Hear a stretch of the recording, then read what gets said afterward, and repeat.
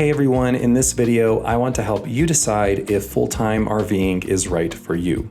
And to do so, I have a series of questions that you may want to answer to help you make a decision.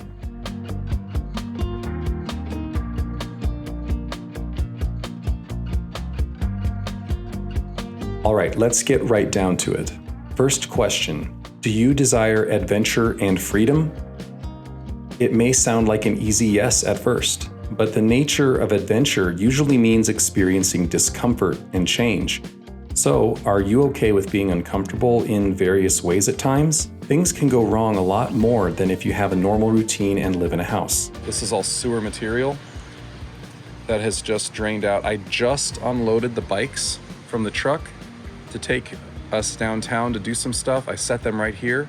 Everything was fine. All of a sudden, all this black stuff comes out, starts washing just all over the place. The point is, life can be a lot more unpredictable in an RV, but with it, you can experience more and grow in ways you never thought were possible, not to mention see things that you just wouldn't have seen otherwise. My second question is, can you handle extreme fluctuation in happiness? I'm here to tell you that you'll experience a lot of high highs and a lot of low lows. Full-time RVing is just not as steady as a life is with a normal routine in a house. While RVing, you can have really amazing moments and just glorious memories, and also really awful moments that just suck. See that? See that collar? Yeah. I ain't supposed to do that. See the water running now? Yeah. So every time you run this shower, you just basically you're running wide open. Wow. And that's because it's not screwed on tight? It's not screwed on and sealed tight.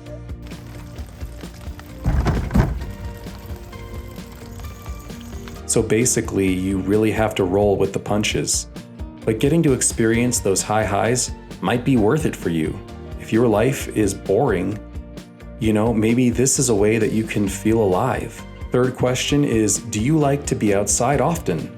I know there's the whole glamping outlook that people have, and they think that RVing isn't really camping. Well, let me tell you, it definitely is. If you're the one responsible for your RV, no matter how luxurious it is, believe me, it's still camping. I'm here to tell you that you'll have to like being outside because you'll be outside all the time. Your RV is outside. If nothing else, you'll find exposure while hooking and unhooking things, and you just get dirty doing that. Just need to make sure that we can get the electrical all the way from back there over to here. But you'll get to experience amazing sunrises and sunsets and get to see and experience so much. My fourth question is, do you want to enjoy life more now?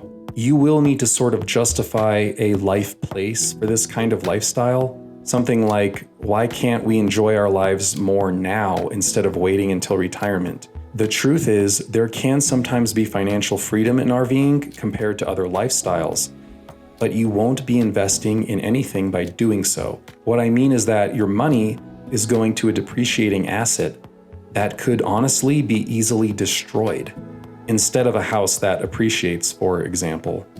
However, full-timing could be a way for you to experience a regular feeling of vacation while you work, if you have a remote job or you don't need to work. You may find that you don't have to wait until you're retired to enjoy what RVing has to offer, which leads me to my next question. Do you have an income to support this type of lifestyle? Younger travelers often tend to overindulge and spend too much. I know we did.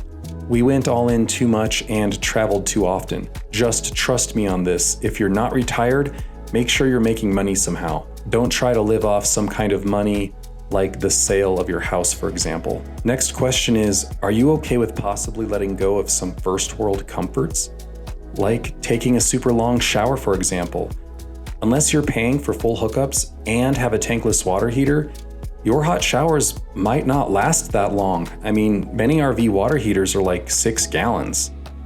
Thankfully, tankless is an optional upgrade to almost any rig, but it does cost extra and it can be like $2,000. Next, can you let go of your stuff? Because you can't bring everything with you. So will you get a storage unit or sell everything off. RVs and trucks only have a certain amount of payload and it varies. If you need a lot of storage or have heavy items, I suggest that you get a toy hauler because those are going to have the most payload within the RV. Travel trailers usually can't hold very much. So as far as full timing goes, it depends on the lifestyle you choose, but my recommendation again is to get a toy hauler. Do you really love your travel companions and like spending time with them? Look, it's a very small space and it just gets smaller and smaller.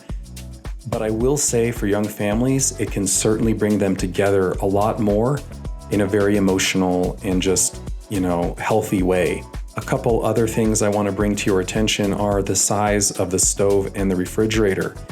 Can the type of cooking you do adapt to RV living? So you can't cook a turkey for Thanksgiving unless you have a residential size oven in your rig. And those are usually only in very large RVs, close to that, $100,000 mark and up.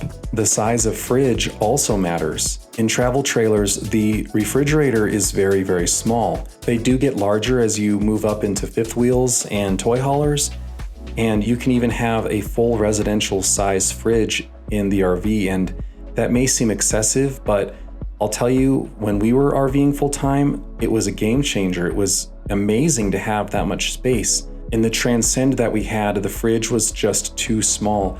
We could not fit enough groceries and we were going to the store multiple times a week.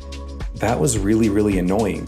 Obviously, the large refrigerator is a lot heavier and a lot more expensive and usually is in a more expensive rig. So all things to keep in mind. Last question for this video is, do you think you would boondock or get full hookups?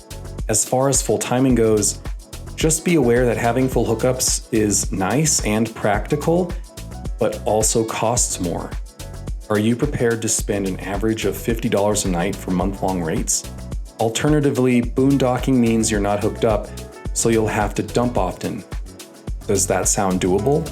I will say that boondocking can be fun and also offers a level of simplicity at times that can be really enjoyable.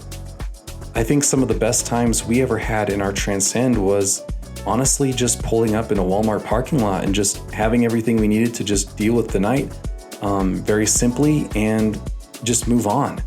That was almost nicer than hooking up everything and just going through all of that. All right, that's enough for this video. So, do you think full-time RVing is right for you?